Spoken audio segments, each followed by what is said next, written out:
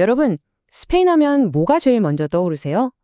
아마 뜨거운 태양, 투, 아니면 플라멩코 같은 것들이겠죠? 그런데요, 그 화려함 이면에는 정말 수천 년에 걸친 격동의 역사가 숨어 있습니다.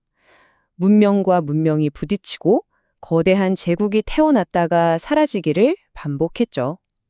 자, 지금부터 현대 스페인을 만든 아주 결정적인 순간들 속으로 저와 함께 떠나보시죠.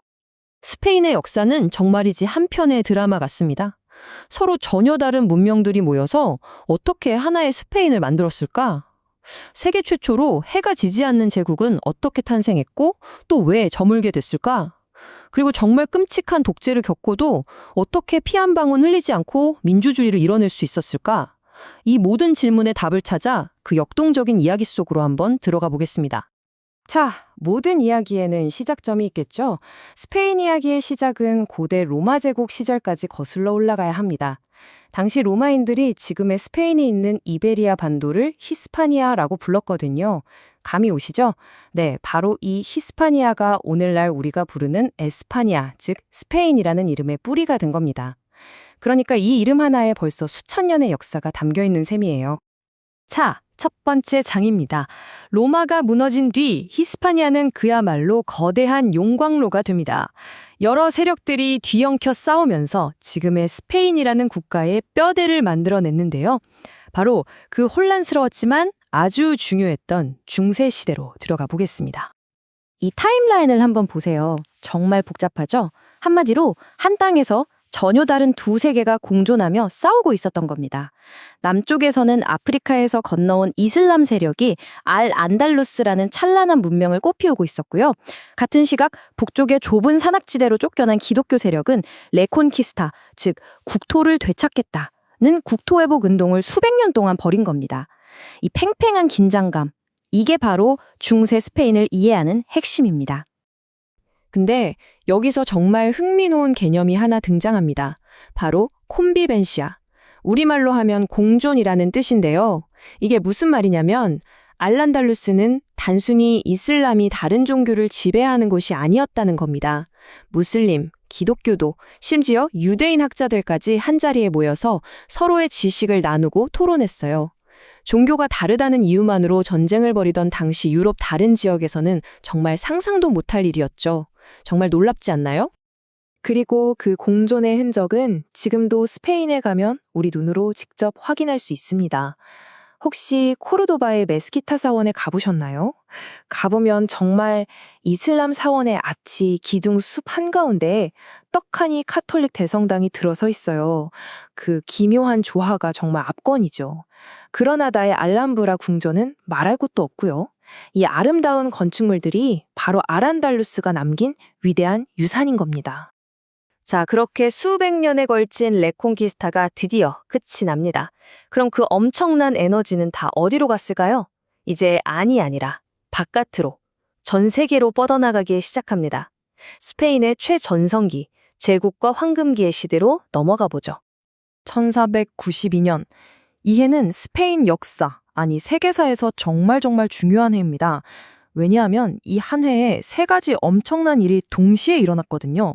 첫째, 800년간 끌어온 국토 회복운동 레콘키스타가 마침내 완성됩니다. 둘째, 바로 그 해에 왕실의 지원을 받은 콜럼버스가 신대륙을 발견하죠. 그런데 셋째, 바로 그 영광의 순간에 스페인 땅에 살던 유대인들을 종교가 다르다는 이유로 모두 쫓아내버립니다. 정말 빛과 그림자가 극명하게 교차했던 운명적인 한 해였던 거죠. 자, 이 표를 좀 볼까요? 왼쪽에 카톨릭 공동왕, 이사벨과 페르난도가 흩어져 있던 스페인을 하나로 묶고 제국의 기틀을 닦았다면 그 바통을 이어받은 오른쪽의 합스부르크 가문이 그야말로 해가 지지 않는 제국을 만들어냅니다. 근데요, 표의 맨 마지막 줄을 한번 보세요. 값비싼 전쟁, 국가 파산, 무적 함대 패배. 보이시죠? 가장 화려했던 이 황금기에 이미 몰락의 그림자가 짙게 들이오고 있었던 겁니다. 제국이 벌어들인 엄청난 부와 힘은 당연히 문화예술의 폭발로 이어졌습니다. 그게 바로 시글로 데 오로, 우리말로 황금시대입니다. 우리가 너무나 잘 아는 돈키호테를 쓴 세르반테스, 그리고 궁정화가였던 천재 디에고 벨라스케스, 이분들이 다 이 시대 사람들이에요. 그야말로 스페인 문화가 역사상 가장 화려하게 꽃을 피운 시기라고 할 수 있습니다. 하지만 영원한 것은 없죠. 그렇게 영원할 것만 같았던 제국에도 서서히 그늘이 지기 시작합니다. 그리고 그 오랜 균열은 20세기에 들어와서 끔찍한 내부 갈등으로 터져나오게 되죠. 아니, 대체 왜 그랬을까요?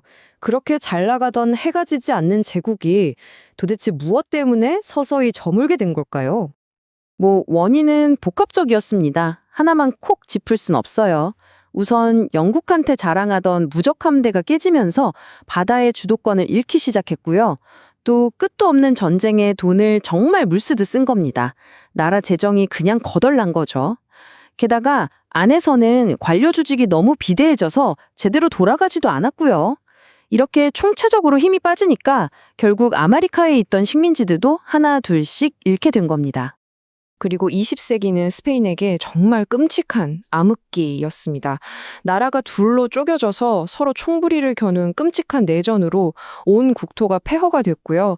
그 폐허 위에서 프란시스코 프랑코라는 독재자가 나타나서 1975년까지 무려 40년 가까이 스페인에 꽉 틀어주고 있었죠. 정말 긴 어둠의 터널이었습니다. 그런데 참 역설적이게도 바로 이 독재자의 죽음이 스페인에게 새로운 시작을 알리는 신호탄이 됩니다. 자, 이제 드디어 마지막 장입니다. 그리고 이건 정말 기적 같은 이야기인데요. 그 길고 어두웠던 독재를 총 한 방 쏘지 않고 피 한 방울 흘리지 않고 평화롭게 끝내고 민주주의를 되찾은 스페인의 놀라운 반전 드라마입니다. 스페인의 이 민주화 과정을 라 트란시시온, 우리말로 전환이라고 부르는데요. 이게 정말 세계사적으로 또 유례를 찾기 힘든 아주 특별한 사례입니다. 왜냐하면 피비린내 나는 혁명이 아니었거든요. 더 놀라운 건 뭐냐면요. 이 모든 걸 주도한 사람이 바로 독재자 프랑코가 자기 후계자로 콕 찍었던 후안 칼로스 1세 국왕이었다는 겁니다. 왕이 스스로 독재 권력을 내려놓고 민주주의의 문을 연 거죠. 독재 시절의 법을 오히려 역으로 이용해서 개혁 법안을 통과시키고 국민투표로 국민들의 지지를 얻어내는 정말 영리하고 평화로운 방식으로 한 걸음씩 나아간 겁니다. 그렇게 해서 탄생한 게 바로 지금 우리가 아는 스페인입니다. 왕은 국가 통합의 상징적인 존재로 남고 실제 나란일은 국민이 직접 뽑은 의회와 총리가 책임지는 거죠. 안정적인 의회 군주제가 자리 잡게 된 겁니다. 이 새로운 헌법 덕분에 스페인은 마침내 선거를 통해 평화롭게 정권이 바뀌는 현대 민주주의 국가로 거듭날 수 있었습니다. 자, 오늘 이야기를 정리해 볼까요? 로마의 작은 속주 히스파니아에서 시작해서 이슬람 문명 안달루스를 품었고 전 세계를 호령하는 최초의 제국이 되었다가 또 끔찍한 내전과 독재의 암흑기를 거쳐 기적처럼 민주주의를 이뤄냈죠. 스페인의 역사는 정말 끊임없이 스스로를 부수고 또 새롭게 만들어 온 그야말로 재창조의 여정이라고 할 수 있겠네요. 과연 이토록 파란만장한 역사를 가진 나라 스페인의 다음 페이지에는 또 어떤 이야기가 쓰이게 될까요?